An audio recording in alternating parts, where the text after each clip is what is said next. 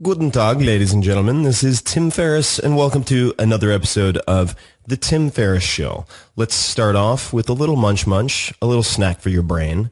And these are proverbs. So the first is from Japanese, and it is Sarumo kikara ochiru. All right, Sarumo, that means monkey also.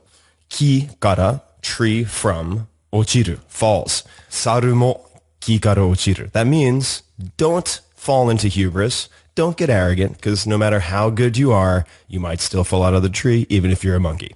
All right. The second is from German, and we'll see if the Japanesey messes it up, because when I speak Japanese, it tends to actually lead me to mix up my R's and my L's. And that's not being racist. Don't hit the big red racist button. Chill out. It's because they have da-di-do-de-do. They have this sound that doesn't differentiate between the la and the ra. It's actually more of a combination of R, L, and D. Da-di-do-de-do. Right? Those are the syllables in their syllabary. So, moving to the German, this one means in English, I'll give that first, during hardship, the devil eats flies. So the English equivalent might be beggars can't be choosers, or desperate times call for desperate measures, which is very appropriate to this episode. And this one is, in der Not frisst der Teufel fliegen. All right? In der Not, which is during hardship, frisst, eat, which is actually, it's fressen instead of essen, which is kind of interesting. But frisst der Teufel, that's the devil, fliegen, flies. All right? So during hardship, the devil eat flies. The devil eat flies, he say. No, speak of the English. Okay, moving on. Sorry, I've had a lot of caffeine. I'm feeling frisky. This episode is featuring guest Joe DeSena. Joe DeSena is a maniac. He is a crazy man. He's also the CEO and co-founder of Spartan Race. But prior to that, because Spartan Race, perhaps as you know, has been attempted, perhaps completed, by 1 million plus people in 12 plus countries around the world. It's a huge business, a massive success, a phenomenon. Prior to that, he did things like run the Iditarod, which is the world's most famous dog sledding race, by foot. Why? Because perhaps he's a masochist. I don't know what drives someone to do such a thing. But we explore why he might do that. He's done things like the Vermont 100, the Badwater Ultramarathon. He's completed many other races that would kill most mortal men, like the Lake Placid Ironman, and he did all 3 of those in 1 week, by the way. The predecessor to Spartan Race was called the Death Race, because in effect it was designed to kill people. And in his spare time, prior to, I think, that epoch in his life, he was a derivatives and equities trader on Wall Street, but he came from very humble beginnings. And I find that Joe is very tactical. He's very astute. He has very pragmatic philosophies of life that you can apply. And I found his stories fascinating. We really tried to dig deep, or I tried to dig deep. I hope you enjoy it.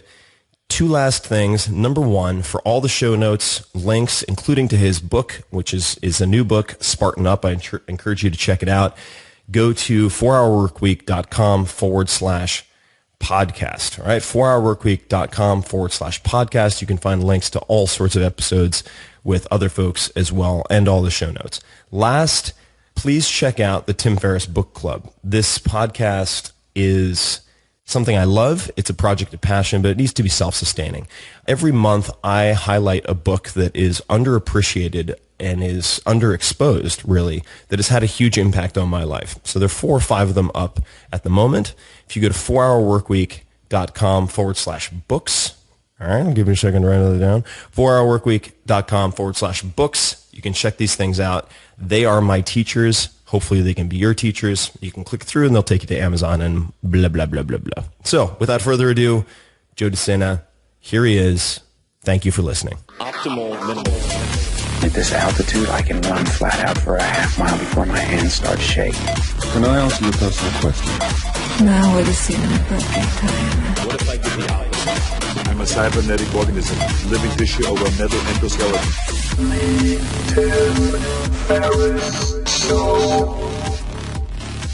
Joe, thank you for making the time to jump on the phone. I appreciate it.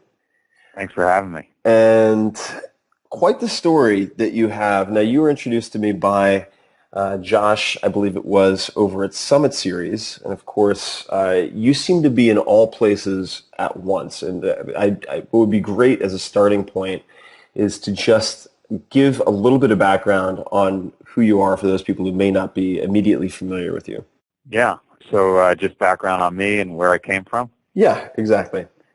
So I grew up in Queens, New York. If you've ever seen the movie Goodfellas, I literally grew up right in the center of that. We lived right near Kennedy Airport, and it was a crazy life. My dad was a super aggressive entrepreneur. You had to be back in those days.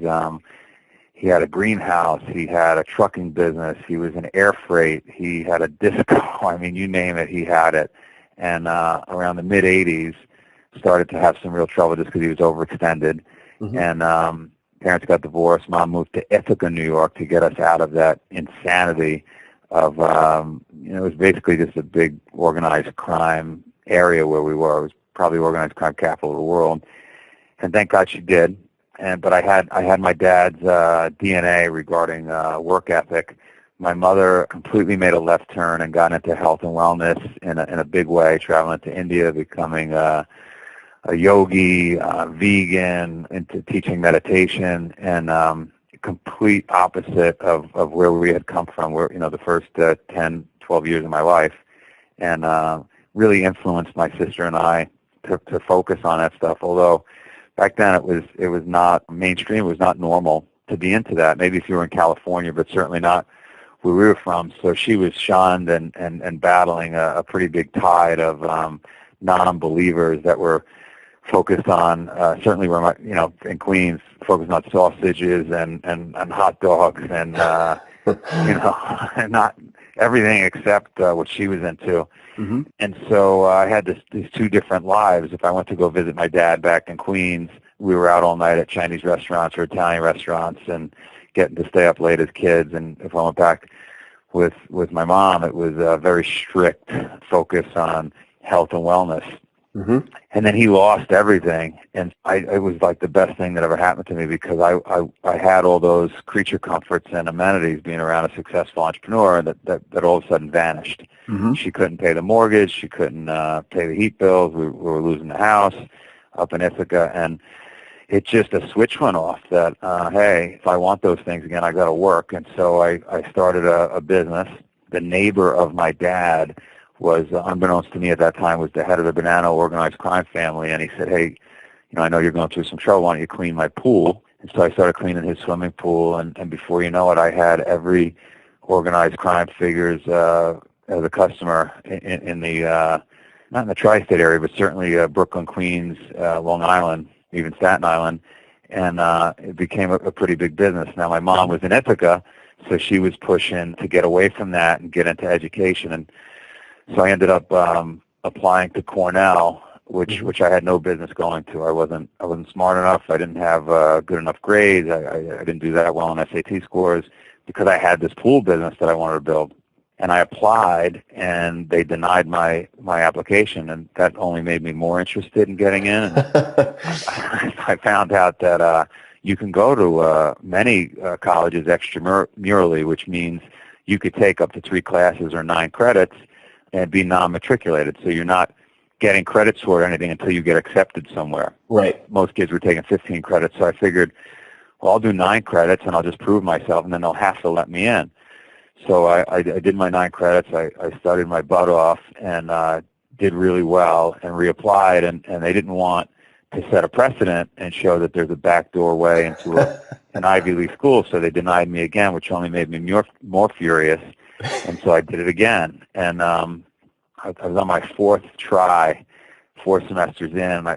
They almost broke me. I was This is like Rudy. It's like the movie Rudy. It's just like the movie Rudy, and I had this pool business was growing and growing, and so now I'm starting to make some really good money. It had turned into a construction company, and so for the summers I was going down to New York, and I'm thinking at that point, 4 semesters in, they're not accepting me. There's no way to win here. I'm just going to go to New York and run my business. And who needs college? And my mom says to me, I know some people at Cornell. I mean, she hadn't said a word. I would have never expected her to have a connection. The kind of people that I had connections with are people back in New York, like my dad. Right. And it turns out she's teaching a woman yoga that is head of admissions at one of the schools at Cornell. She sets up a meeting, and the woman sits down with me and says, all right, well, I'm in the School of Human Ecology. Cornell has many, many schools, many focuses, and one of the schools within Cornell was human ecology, and they had a textiles department, which studied the business of textiles, clothing. And so she says to me, I know your mother. She told me you've been trying. You're 4 semesters in here, haven't been accepted. I've got this department. It's like 90 women and 1 man. Would you be? I was very interested in that. That would be perfect for me. So, do you have any interest in clothing? I love clothing, and they accepted me. And so that Professor Anita Racine had changed my life, and she accepted me into this program. If I had to do it again, I would study it again, because I could watch any movie anywhere and tell you when that movie takes place based on women's hemlines. I'm an expert in clothing now, and so it was awesome. It was an awesome experience. I broke out of multi-generation of people not going to school, got into an Ivy League school, and it literally changed my life. That's I did not know the college story at all. Now you've done so many different things. You ended up on Wall Street at one point. Am I right? Did that happen right after school, or how did that come? What happened was I was so excited that I got into Cornell that I found out, and again I was kind of figuring this out on the fly. I really didn't have parents that were guiding me on this, because they had no experience with college. Right. And so I found out that there was an MBA program at Cornell that you could do in 1 year, so you could finish undergrad and grad in a 5-year program. So I figured, let's just press my bets and go for it. And I took a class to get familiar with the MBA program, an entrepreneurship class, and I won the entrepreneurship award. So during that class, I met a bunch of judges who were very successful people that had graduated Cornell, gone on their own, and one of those judges took a real liking to me. I didn't make the MBA program. They didn't accept me. And I went back to Queens to run that swimming pool and construction business, which was doing very, very well at that point, because I was able to apply all the things I was learning at Cornell to my business. So I go back, and I'm running the business, and that judge stays in touch with me, and he calls me literally first of the month every month and says, when are you going to get out of the pool business? You got to go to New York City. And I was in Queens. And I said, I'm doing really well. I met this great girl. I'm 22 years old. I don't need to go to Manhattan. And every month he drove me crazy. And one day he says, all right, if you're not going to listen to me, and now I'm probably 2 years out of Cornell, and he sees that he's losing the battle. And he says, if you're not going to listen to me, I want you to buy this stock. And I had never bought a stock before, and he tells me to buy the stock of Syntex, which was a drug company. Now, this is an older guy that's been trading and managing money for years, and he'd been watching this stock for 25 years. And he says, I want you to buy this stock. It's $14 a share. It's a drug company, and he's an old-time Cape reader. And I'm thinking, I've been working so hard. I'm not going to invest in a stock. I mean, I remember the 87 crash. This guy's crazy. And I go to one of my customers' house that day that owed me quite a bit of money for finishing a big construction job. He owed me $140,000, give or take. And he's towel drying his hair as I ring the bell to pick up my check. And I said, hey, he was a pharmacist. And I said, listen, a buddy of mine's telling me to buy this stock. It's in your industry. It's called Syntex. And he had these towels drying his hair. He said, I can't believe you're asking me. He goes, I was just in the shower, and I'm thinking of buying some today. And so you're like, first pay your damn bills, and then we can talk about what you're buying. But yes. So he sits me down, this customer of mine, and he says, here's the deal. He goes, you're single. You're making quite a bit of money now, running this business. If you're ever going to take chances in life, now's the time to do it, because you don't have a family. And he convinces me. He calls his broker, because I don't have a broker. I don't know how to do this. And he convinces me to take the entire check, the $140,000, and buy this stock, right? And I go from not wanting to invest, and everybody's crazy, to within an hour later, I'm investing the entire check in this stock. And the next day, the company gets taken over. And there was no funny business. It was just these were old-timers that I guess read the tape well. And I made $100,000, and I said, I'm going to Wall Street. This is unbelievable. This is crazy. So I spend the next 2 years trying to get a job on Wall Street, because really I'm a pool and construction guy from Queens. I have a textile degree. I have no business getting a job on Wall Street. I'm already making at that point, really good money. And so any job I'm even lucky to get would maybe pay me 30 grand a year. And I'm so lucky that I was guided by this guy out of Cornell, because he guides me to the institutional side of the business. And I ended up getting this job where they trained me in the whole industry. I worked in research, I worked in investment banking, I worked on the floor of the New York Stock Exchange, and literally I spent 2 years just bouncing from department to department, learning the entire business. And as I was there, the company got sold to ING for $600 million.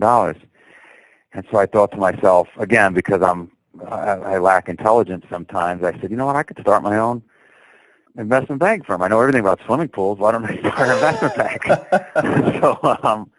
So everybody told me at the firm, you're crazy. No, what institution is possibly going to do business with a pool guy?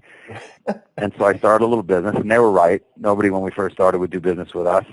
And then one day, just as we were about to go out of business, a guy from Cornell that has since become one of my great friends and life-changing inspirations in my life, he calls me up and asks me to purchase a bunch of equities and derivatives, which he pays me a nice commission on. And just like the head of the Manhattan organized crime family that changed my life in the pool business, and just like Professor Anita Racine changed my life getting me to Cornell, he changes my life with this order. And we ended up building this giant business right before we were, just when it was darkest and we were going out of business, because I couldn't get anybody to deal with this brand new firm that had no business. Like the phoenix from the ashes. So I have a couple of really quick questions, just because the story, I mean, there's so much more to the story, obviously, but what did that judge see in you that led him to contact you on the first of the month and continually ask you to get out of the pool business? What do you think the characteristics were, the conversations that you had? What are the things that led to him pursuing you like that? Well, I think I'm sure you see the same things as you make investments or you're hiring people or partnering with people, and that there's very few people on a percentage basis that have that fire in their belly. It's not necessarily specific knowledge, because I'm not that smart of a guy, but I have an enormous fire in my belly from the time my eyes open to the time I collapse on a bed every day to just get stuff done. Mm-hmm. It's not always the smartest way I attack things, but I'm just relentless. And I think that's rare. Yeah. I think it's rare, and I think he saw that, and it would have, because I look for that, and I'm sure you look for that, and I think he thought, wow, this would be a waste to have this guy stuck in Queens. Now you don't know it. I don't know it at the time that would be a waste. I'm feeling like I'm killing it, and he sees much bigger opportunity for me. And my dad later thanked him, because again, all these people just changed my life. But I don't think it's by accident and by chance those things happened. I think I just put myself out there, like you probably do, or anybody that's had some luck in life. You kind of make your own luck. You don't say no to anything, right? You take every meeting, you listen to every phone call, and stuff just happens for you. The entrepreneurship award that you won, what did you do to win that award? Was it a project? Was it based on the track record with the pool business? What caught the attention of these judges who then gave you that award? So it's funny. It wasn't, when asking the Professor Ben Daniel, I'll never forget his name, because it was pretty big for a guy that couldn't even get accepted to the school to win the award. It was really the fire in my belly that they saw when I stood in front of the class and made my pitch. It wasn't the idea. Well, just out of curiosity, what was the idea? Do you remember? Yeah, so back then, and probably still in existence today, Champion sweatshirts were the rage. They would take silk lettering and put, Cornell University on the Champion sweatshirt. And I believe back then they were selling them for about $50. And I thought to myself, it's kind of ridiculous that they're taking a Champion sweatshirt made in the U.S., shipping it to some old women to sew the letters on. They're selling them for $50. First of all, I think I could make a better sweatshirt. I think I could import them, because remember, I was studying textiles at this point, and there were problems with the sweatshirt. They used to blow out around the waist, and they used to blow out around the sleeves. And if I could incorporate some Lycra into the waist and the sleeves, sew the letters on myself, I could probably produce a better product for less money. So it wasn't like some earth-shattering technology or anything. It was just a very basic business. But the pitch, I think, was they saw that here was a guy that was relentless, and inspired. because there were better ideas. It's just that's what got them. Got it. So speaking of relentless, I want to come back to the investment world, obviously, and we'll get there, I'm sure. But just what time is this? What year when the company was saved by this particular order for derivatives and equities and whatnot? Where was that relative to the birth of the death race, which I'm sure we'll get to? But sort of how many years prior was so death race? Let's say was 2004. The day I got that order, when we were on the brink of literally closing the doors, I would say was 1998. Okay, got it. And so what was the path from the doors are reopened, Wall Street's looking a little more attractive, from there to death race and obviously Spartan race? But how did you end up making that transition or that discovery? So what happened was the pool and construction business got me in incredible physical shape because I worked 20-hour days physically. Right. And when I went to Wall Street, that changed. I had weekends free. I didn't know what to do with myself. You sat on a desk all day. I had never done that before.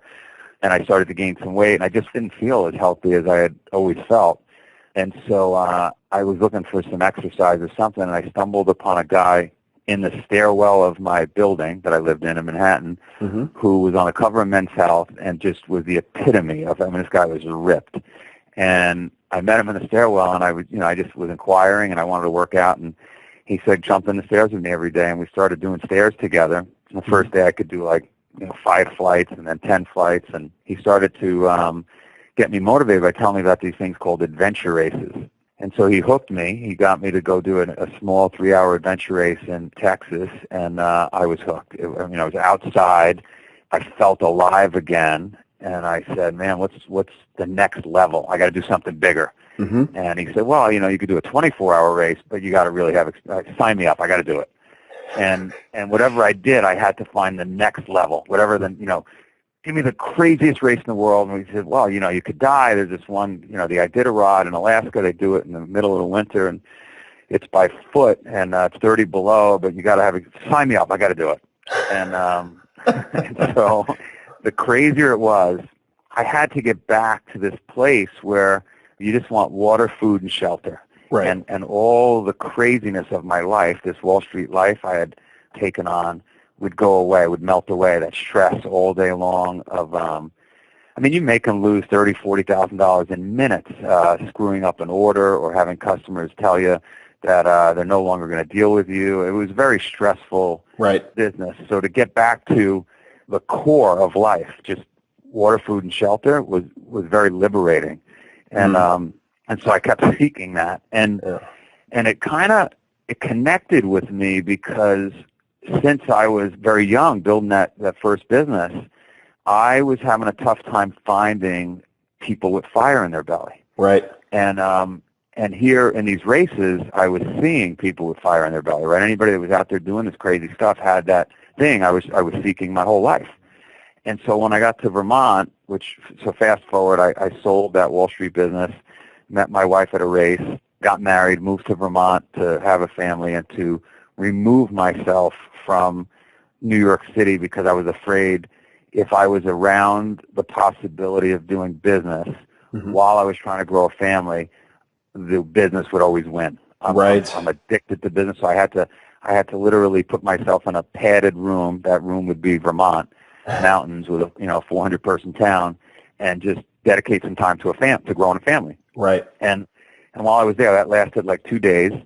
And I said, I want to create a race that helps me find those people with fire in their belly, that like Russell Crowe and Gladiator or Mel Gibson and Braveheart, or just these amazing people that just get it done when their back's against the wall. And what if I created with a buddy of mine this race that purposely broke people? Not the way the races I had done or a marathon does, but actually where I would actually drive the participants crazy, not tell them when it's starting, not tell them when it's ending, not giving them water, giving them buses during the middle of the race and saying, hey, you could quit here, just get in the bus, this is not for you, you're too weak. And worse than military, just really just break people. that was the beginning of my race business. So that was the death race, right? That was the death race. That was 2004, 5. Literally called the death race. And, literally called the death race. And that from just some of the reading I was doing, I mean, excavating tree stumps, heavy rocks, sleep deprivation, were those some of the crazier elements, or were there other aspects to it? Did you have any like real catastrophes, or did you self-select for the most part the most successful or grittiest folks who tended to make it through to the end? Like, what percentage of people who started the death race finished the death race? Well, we knew. I'll answer those in this order. So we knew in the beginning we had something. We had 8 participants show up, and immediately 5 quit. Like within the first 3 hours. What broke the? I mean, was there any moment that was really like the straw that broke the camel's back that led these 5 to quit? Well, I don't think they knew what they were getting into because we had never done it before. And one guy, I remember specifically, one guy started crying, and he was like, "I'm a really good runner. I just don't know how to chop wood." Broken. Because no one knew. We didn't tell them what. And so Doug Lewis, who's an Olympic level skier, downhill skier, is about 15, 18 hours into this thing, and he is cracking. I mean, he is broken. And he turns to me and says, I made the Olympics. I trained my whole life. I'm a pretty tough guy. He goes, "This is fucking crazy." Sorry for my language. I don't know what we're allowed to curse or not. Oh no, you're allowed to curse. It's totally fine. So at that moment, we knew we had a winner here, and Doug finishes, and so and then it just took on a life of its own. Doug and 2 Vermont guys that eat like shredded steel for breakfast. These guys have been chopping wood their whole life. They were just hardy. The Ashley brothers, between Doug and those 2 guys, we knew we had something. And then they started training other people for the next year, and then the New York Times picks it up, all of a sudden, lights out. My home phone starts ringing from every TV producer in the U.S., whether it was, Discovery Channel, Nat Geo, BBC. My wife's fielding calls for a reality TV show, screaming at me, "We're not doing a reality TV show." Well, let's just listen and see what people have to say. And then ultimately, the top guy in reality, outside of Mark Burnett, this guy Craig Pelagian from Pilgrim Films, called and flew in on his private jet to Vermont, and we met and shook hands, and we sold the show to Discovery in 6 minutes. They bought 13 shows. This was going to be unbelievable. We started a casting call, and that's when I started to learn everything about television, because the new CEO came into Discovery. The CEO that bought the show from us got fired, and the new guy comes in and says, "I'm not taking any of the old shows because I have no upside. If it's bad, I'm going to get yelled at, and if it's good, I'm not going to get any credit." Right. So he drops it, and then we spend the next years trying to get a TV deal. In that time frame, I started up something called Spartan Race, and while we thought we had a TV deal, and Spartan Race was an attempt to tone the death race down a bit, and make it for the masses, to maybe find that fire in people's belly and get people off the couch and get them healthy. And thought maybe 50,000 people would compete in the Spartan Race. I thought, I'll invest. I'm not going to invest more than $50,000 in this. I'm kind of retired in Vermont, having fun with the death race.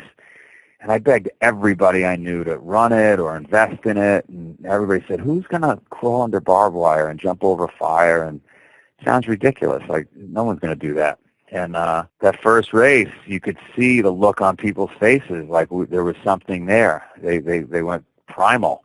And all the things I felt when I did those adventure races, they were feeling. And now there was a social network where they could share that feeling that coincided with this Spartan race, and it just exploded. And so now, this year we'll have 1 million participants in Spartan. We'll be in 131 events around the globe in 17 countries. And I went from trying to grow a family, being retired in a small town in Vermont, to never being home and living on a computer. The full circle hero's journey. So the death race at its peak, how many participants were participating in the death race on an annual basis? So even today, even with, the death race now has a lot of visibility thanks to Spartan Race. Right. Even today, the most you'll get on an annual basis will be 400 participants in death race. 15% of them each year will finish. That's our goal. So in other words, if 400 people started today, the race is over in our mind when we get down to 15%. So when 60 people are standing, and if that takes 2 weeks, it takes 2 weeks. And that creates an interesting element because it drives people crazy. Like, we try to pick all the things that are going to drive people crazy. From when I did races or my partner did races in death race, we know what almost broke us or did break us, and those are the elements we add to death race to drive people crazy. So two things. If you could give just a couple of examples of some of the feats that you're well known for, endurance-wise, I think that would be interesting to folks. I've, of course, read some of the stats, but I'd love to hear that. And then second part to that is, what are the things that drive you crazy when you're doing that kind of thing? Yeah, so back to that stairwell with that Men's Health cover guy, when I started doing those races, I think what helped me, which has really helped me through life, is a lack of knowledge. I think sometimes people have so much knowledge in a particular area, study it so much that they talk themselves out of doing something. And because I didn't have any knowledge in this endurance area, I just signed up for things. And so I signed up for that, the Iditarod, they call it the Idita Sport, where you do it by sport, and that was 350 miles, 30 below temps, and 3 feet of fresh snow just didn't stop. It was terrible. No dogs, just feet. Feet. I was the dog. It's a race called the Yucatac. Well, an easier way to explain it is if anybody knows the Eco Challenge, Eco Challenge had a bunch of competitor races that all had different names, whether it was the Discovery World Championship or the Raid, and they were all over the globe. And so I ran around the world for a bunch of years just doing every race possible. I would just leave my office on Wall Street and go disappear in the woods or the snow somewhere and just kill myself. There were such intense races that when the race was over, I would sleep 24 to 30 hours straight, just literally collapse, and you wake up and you don't even know what day it is, and you get addicted to it. Like you get such a proud, exhilarating feeling from pushing yourself that hard that then you want to do it again. You did the Badwater Ultra along with 2 other races in the same week, didn't you? Am I making that up? Well, that was a mistake. What had happened was I got into this thing where I was doing all these races, and so anybody would come out of the woodwork and say, "Hey, Joe, let's do this," or "Hey, Joe, let's do that." And my standard response was, "Yeah, let's do it," because that was an easy way for me to commit. To I wasn't gonna turn down a challenge. And so one friend had said, "Hey, let's do the Badwater," and yeah, whatever, let's do it. And so sign me up.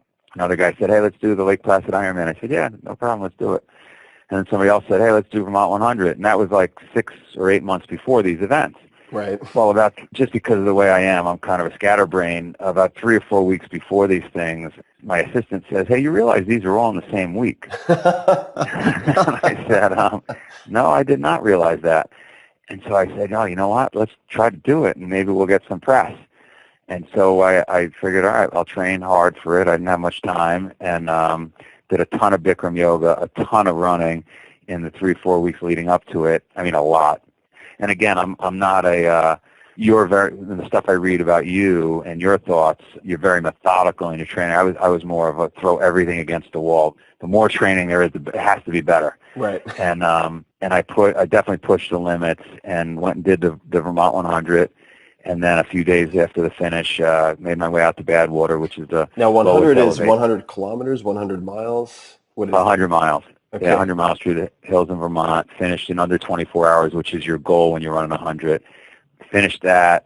Flew out to Vegas. Drove however far the distance is. I remember. I forget to the lowest elevation in the U.S. is Badwater. Yep. Ran to the top of Mount. Well, not to the top, but to the finish line of Mount Whitney.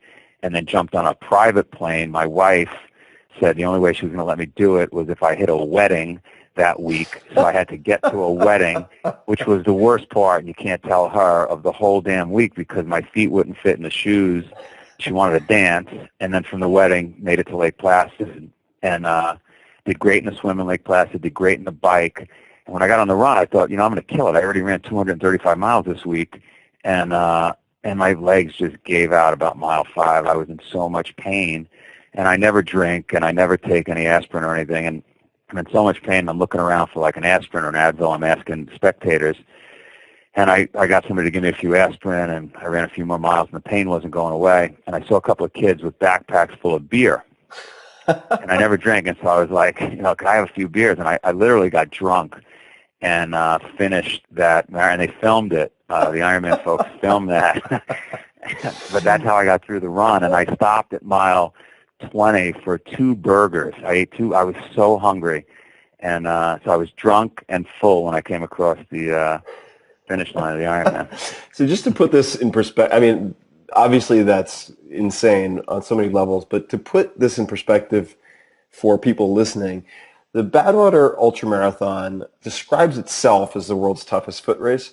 I know a number of guys who have run this. It's 135 miles. It starts, like you said, below sea level and then goes up to more than 8,000 feet of elevation.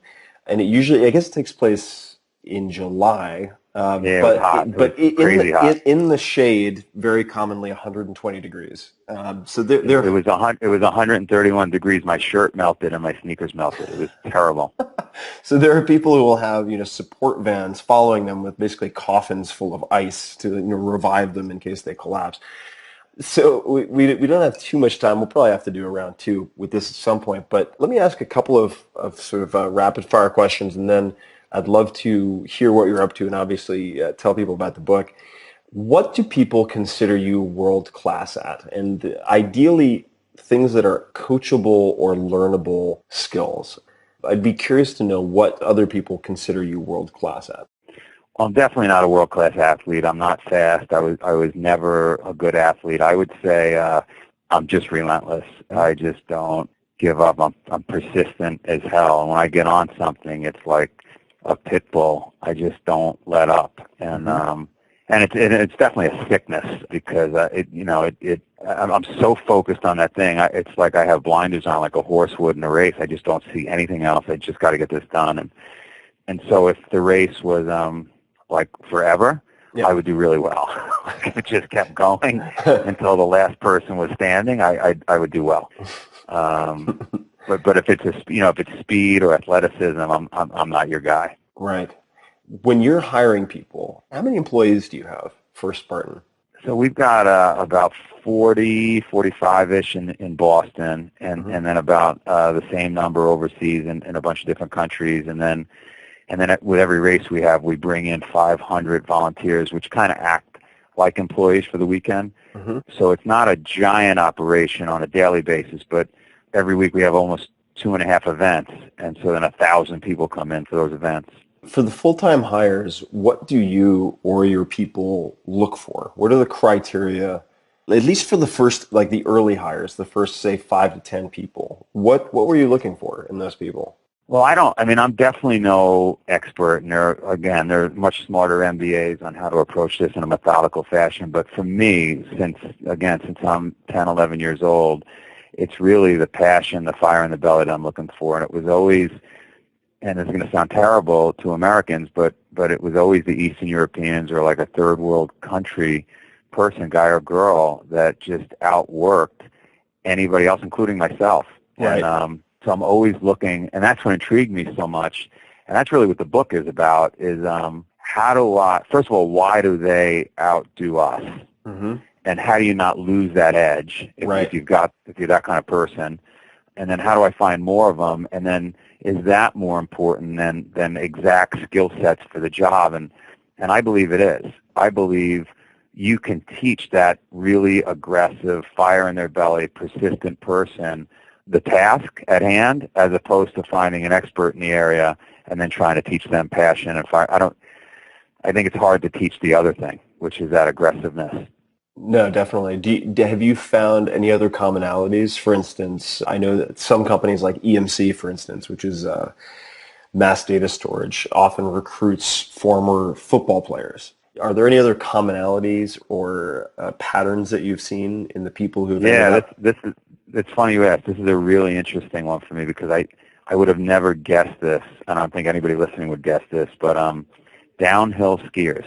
Huh. I see a high correlation. And then because I'm a skier and because I have children that I take skiing now, I get it. And if you think about skiing, if you're a downhill skier, the moment you make the decision that day to go skiing, it's 50% miserable experience, right? The boots don't fit. You forgot your poles, the goggles, it's snowing, it's sleeting.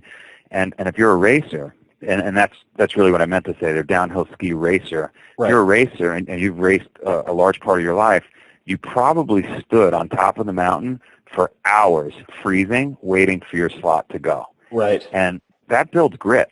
Right. And so, right, because it's one thing, you and I, if we were hiking up the mountain, you take your jacket off, no matter how bad the weather is, you can deal with that.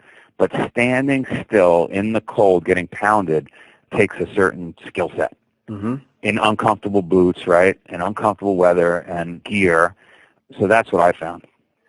Excellent. Yeah, that's very interesting you should say that because I've only recently gotten to know a couple of really highly competitive downhill skiers, and it makes perfect sense. Now that I know them a bit, that does make perfect sense.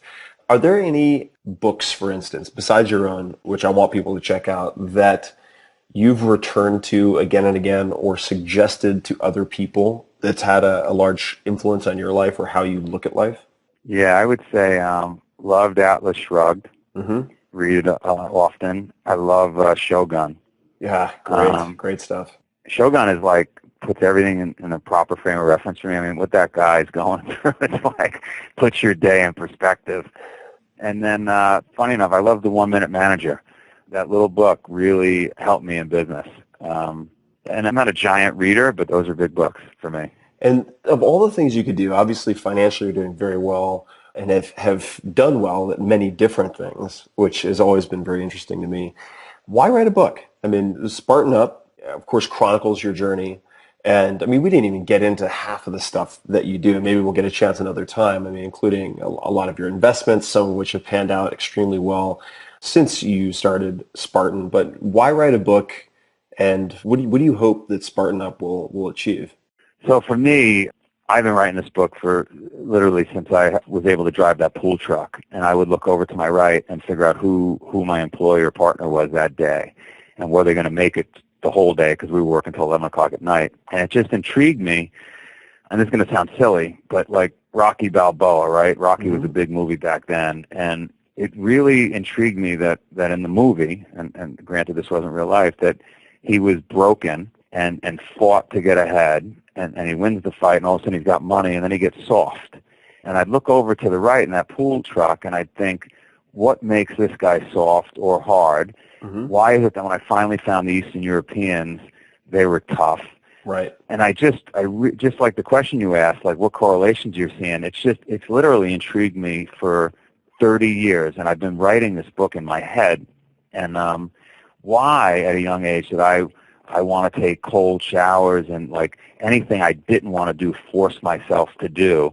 How do I pass that on to my kids? And so I've been writing this thing for a long time, and I retired in 2005. I was done. I was in Vermont. I'm building my family. Awesome wife, awesome kids. And then we do this Spartan thing. I've got people saying we changed their life, and it got them off the couch, and they're losing weight, and their relationship is better, and they're off drinking, and they're not doing drugs anymore. And I'm thinking, we're doing something really good here. But even if I reach 1 million, if we reach 1 million people this year, there's still 8 billion. There's a lot of people to reach. Right. So and a lot of them are just not going to come do the race. They're not going to get moving. And so if maybe the book is a way to reach a bunch of people and just get them to do something, because life is such a waste. Like that guy at Cornell that got me to move to New York, he changed my life. That professor changed my life. So if I could change just a few lives with the book, that people that wouldn't go to the race, I win. Right. I'm happy. Right? What else are you going to do in life? You can't just make money and worry about it. You got to do some good things while you're here. And life is fast. It's going to be over soon. And so that was the impetus for this thing.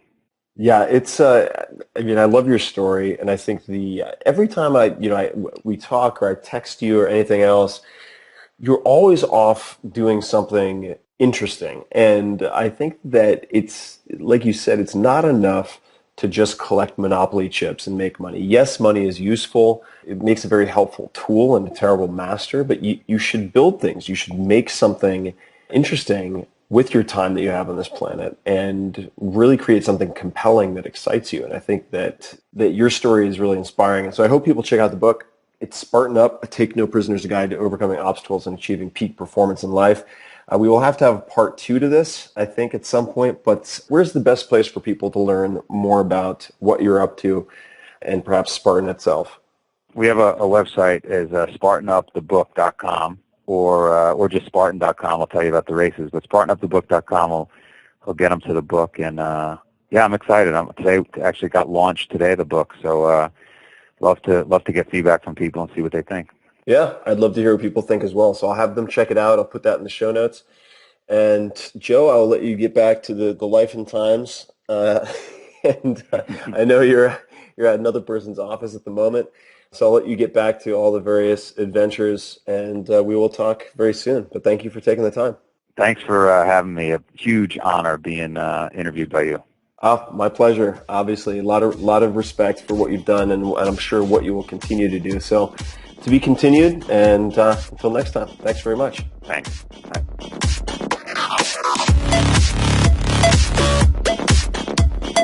If you want more of The Tim Ferriss Show, you can subscribe to the podcast on iTunes or go to 4hourblog.com. FOURHOURBLOG.com, where you'll find an award-winning blog, tons of audio and video interview stories with people like Warren Buffett and Mike Shinoda from Linkin Park, the books, plus much, much more. Follow Tim on Twitter. It's twitter.com/tferriss. That's TFERRISS. or on Facebook at facebook.com/Tim Ferriss. Until next time, thanks for listening.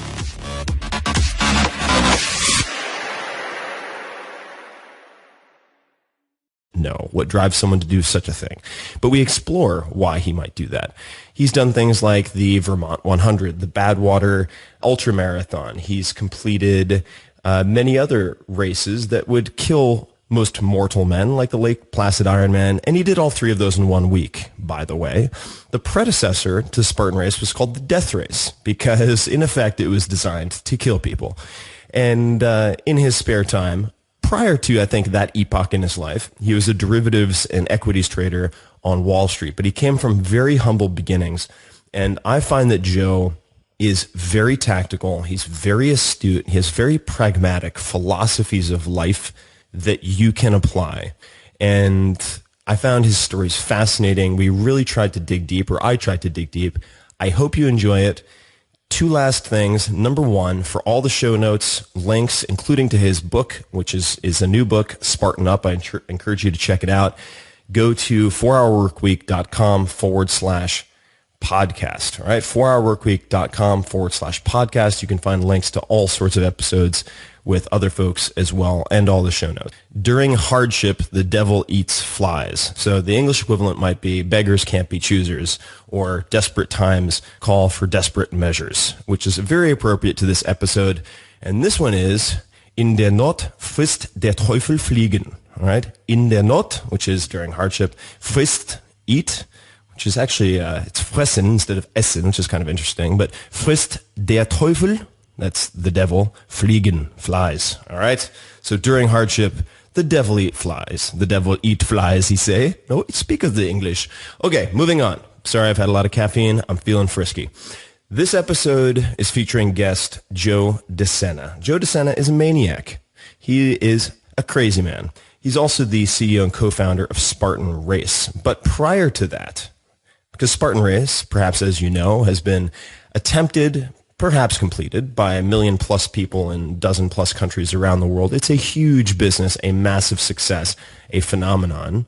Prior to that, he did things like run the Iditarod, which is the world's most famous dog sledding race, by foot. Why? Because perhaps he's a masochist. I don't. Introduced to me by Josh, I believe it was, over at Summit Series. And of course, you seem to be in all places at once. And what would be great as a starting point is to just give a little bit of background on who you are for those people who may not be immediately familiar with you. Yeah. So just background on me and where I came from. Yeah, exactly. So I grew up in Queens, New York. If you've ever seen the movie Goodfellas, I literally grew up right in the center of that. We lived right near Kennedy Airport, and it was a crazy life. My dad was a super aggressive entrepreneur. You had to be back in those days. He had a greenhouse. He had a trucking business. He was in air freight. He had a disco. I mean, you name it, he had it. And around the mid-'80s, started to have some real trouble just because he was overextended.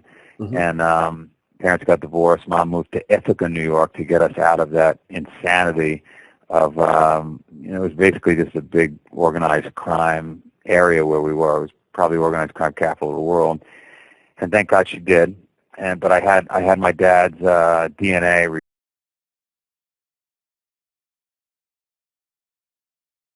Guten Tag, ladies and gentlemen. This is Tim Ferriss, and welcome to another episode of The Tim Ferriss Show. Let's start off with a little munch, a little snack for your brain.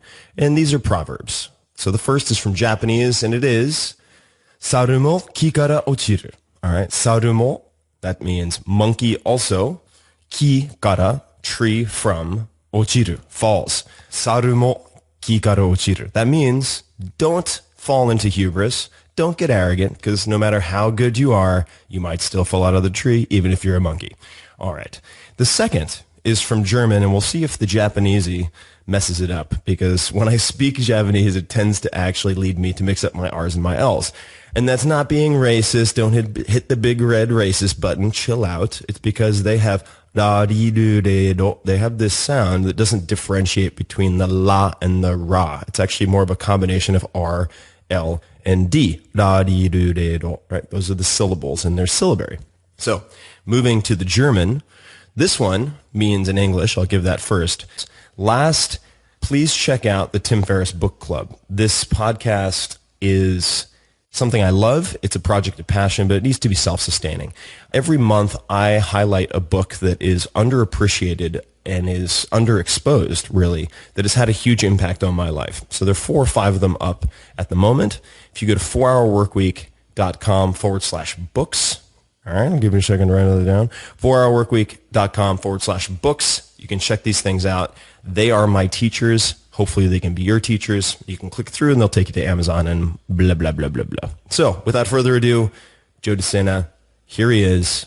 Thank you for listening. Optimal minimal. At this altitude, I can run flat out for a half mile before my hands start shaking. Can I ask you a personal question? Now would seem an appropriate time. What if I did the opposite? I'm a cybernetic organism, living tissue over metal endoskeleton.